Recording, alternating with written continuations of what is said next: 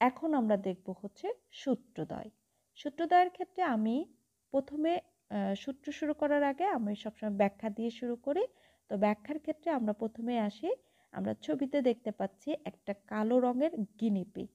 এটা প্রকট বৈশিষ্ট্য এবং বিশুদ্ধ, বিশুদ্ধ বললেই আমরা বলেছি হোমোজাইগাস কন্ডিশনে অ্যালিলগুলো থাকবে, বিশুদ্ধ কালো। আর আরেকটা আমরা বৈশিষ্ট্য দেখছি যেটা হচ্ছে বাদামি রঙের, বাদামি রঙের, এটাও বিশুদ্ধ বাদামি রঙের গিনিপিগ। তো এখন আমরা দেখি কিভাবে আমরা অ্যালিলগুলা ধরবো।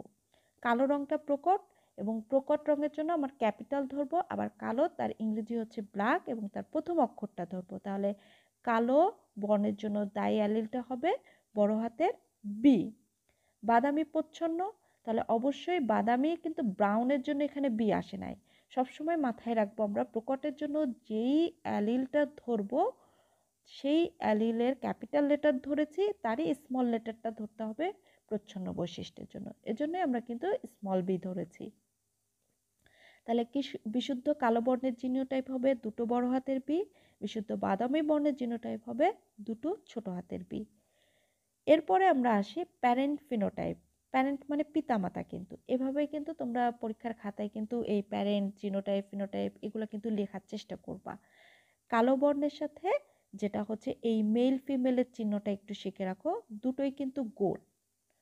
তো মেয়েদের ক্ষেত্রে গলায় মালা, তাহলে সে হবে ফিমেল, আর ছেলেদের ক্ষেত্রে মাথায় টুপি, তার মানে সে হবে মেল। এভাবে চিহ্ন দুটোকে সহজেই আমরা মনে রাখতে পারি, অনেকে গুলিয়ে ফেলো। তাহলে মেল, তার সাথে আমরা ক্রস করছি একটা হচ্ছে বাদামি রঙের গিনিপিগ, যেটা হচ্ছে মেল গিনিপিগ। তো এখানে আমরা জিনোটাইপ যদি দেখি, আমরা অলরেডি দেখে ফেলেছি বিশুদ্ধ, তাহলে দুটোই ক্যাপিটাল বি থাকবে, এর দুটোই স্মল বি থাকবে। গ্যামেট যখন তৈরি হয় তখন এই যে এটা তো ক্রোমোজোমে থাকে, কিন্তু মূলত আমরা তো সেটাই শিখে আসলাম। ধরো এই হোমোলোগাস ক্রোমোজোমের এখানে বি আছে, এখানে বি আছে। গ্যামেট তৈরি হলে কি হয়, এ একটা গ্যামেটে যায়, এ আর একটা গ্যামেটে যায়। সেই হিসাবেই আমরা দেখব যে দুটো আলাদা গ্যামেটে যায় এবং দুটো যেহেতু একই ধরনের তৈরি হবে, অর্থাৎ দুটোই বড় হাতের বি হবে, এজন্য আমি একটা দেখাচ্ছি, কিন্তু তোমরা যখন পরীক্ষার খাতায় লিখবে অবশ্যই দুটোই দেখাতে হবে। এক্ষেত্রেও সেম, একটা গ্যামেট আমরা পেলাম, দেখালাম। এখন এটা ডিম্বাণু, এটা হচ্ছে শুক্রাণু। তাহলে এই ডিম্বাণু এই শুক্রাণু মিলে এদের জিনোটাইপটা হবে একটা বড় হাতের বি, একটা ছোট হাতের বি। এখন এই বৈশিষ্ট্যটা কি হবে, জিনোটাইপ দেখে আমরা ফিনোটাইপ নির্ণয় করতে পারি কিভাবে, যে ক্যাপিটাল লেটার থাকলেই তার বৈশিষ্ট্যটা প্রকাশ পাবে। সহজ কথায় আমরা এটাই মনে রাখবো, তাহলেই আমাদের জন্য এনাফ। তাহলে বড় হাতের বি আছে, বড় হাতের বি হচ্ছে কালো রঙের জন্য, তাহলে এর ফিনোটাইপ হবে কালো। এটা কিন্তু F1 জেনারেশন, আমরা F2 পর্যন্ত যাব। তাহলে কি হবে, পরবর্তী জেনারেশনে এই যে বড় হাতের বি আর ছোট হাতের বি যুক্ত যে কালো আছে তারাই কিন্তু প্যারেন্ট হয়ে যাবে। তাহলে দুটোই আমার কালো রঙের, তাদের ভেতরে আমি ক্রস দেখাবো। তাহলে দুটো কালো প্যারেন্টস, তাদের জিনোটাইপ হচ্ছে এরকম, আমরা আগেরটাতেই দেখে এসেছি। গ্যামেট তৈরির ক্ষেত্রে এটা যেহেতু দুই ধরনের গ্যামেট পাবো, সেজন্য আমি দুটোই দেখাচ্ছি এক্ষেত্রে এটা। তাহলে এই দুটো ডিম্বাণু, এই দুই ধরনের শুক্রাণু। এখন আসে জিনোটাইপ। তো এইটার ক্ষেত্রে আমরা কিভাবে দেখাবো, দেখো এইটার সাথে প্রথমে শুরু করব এইটা, তাহলে কি পাবো এইটা, আবার এইটার সাথে দেখাবো এইটা, তাহলে পাবো হচ্ছে, আচ্ছা প্রথমে ওইটা আসার আগে আমরা এইটাতে দেখি এর ফিনোটাইপ বড় হাতের বি আছে, তাহলে অবশ্যই কালো। তাহলে পরবর্তীটা এটার সাথে বড় হাতের বি আছে, অবশ্যই কালো। পরে এইটার সাথে এইটা আসবে, এক্ষেত্রে বড় হাতেরটা আগে, যখন একই লেটারের দুটো একই লেটার দুটো থাকে তাহলে ক্যাপিটালকে আগে লিখতে হয়, স্মলটাকে পরে লিখতে হয়, এটা মাথায় রাখবে। তাহলে একটা বড় হাতের বি, একটা ছোট হাতের বি, বড় হাতের বি আছে এজন্য কালো। এইটার সাথে এবার যাবে এ, তাহলে দেখো দুটোই ছোট হাতের বি, এবং বড় হাতের বি না থাকলে আমার অপর যে বৈশিষ্ট্যটা ছিল সেটা হবে বাদামি। তাহলে F2 জেনারেশনে আমরা তিনটা পেলাম কালো, একটা পেলাম বাদামি।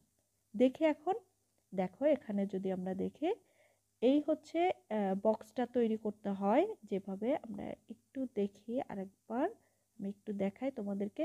এই যে একটা চারকোনা বক্স তৈরি করবা, এখান থেকে দিবা আর এখান থেকে দিবা। এই যে যেখান থেকে দাগটা শুরু করেছিলাম সেখানে ভাগ করব, এখানে মেল গ্যামেটের চিহ্ন, এখানে ফিমেল গ্যামেটের চিহ্ন, উল্টা দিলেও কোনো সমস্যা নাই।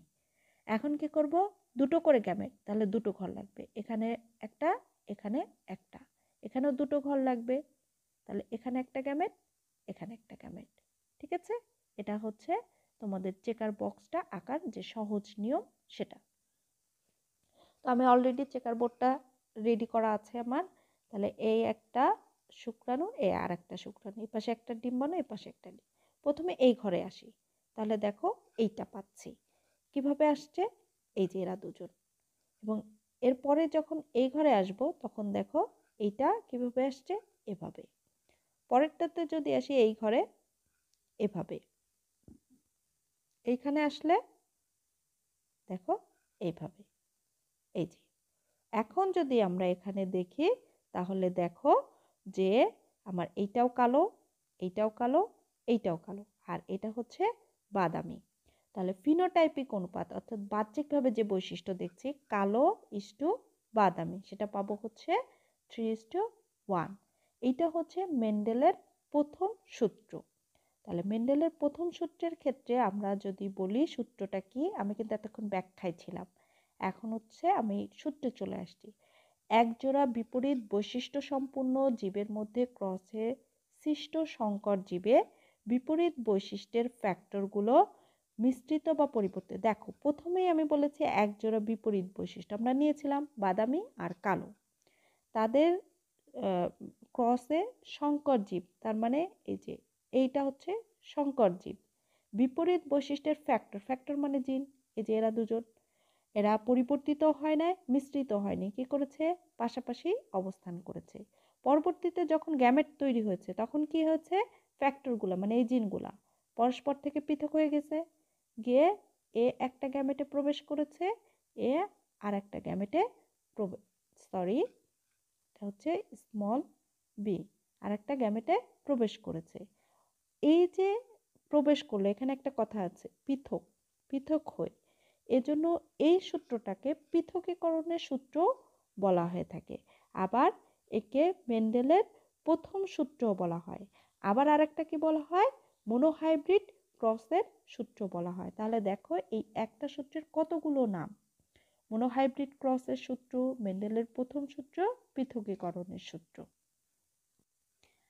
আজকে তোমাদের প্রথম সূত্র পর্যন্ত থাকবে, নেক্সট ক্লাসে আমরা দ্বিতীয় সূত্র থেকে আবার শুরু করব, এবং চেষ্টা করবা যে আমি আজকে যতটুকু দেখিয়েছি এতটুকু পর্যন্ত তোমরা ভালোভাবে পড়ে কমপ্লিট করতে। সবাই ভালো থাকবে, সুস্থ থাকবে। আল্লাহ হাফেজ।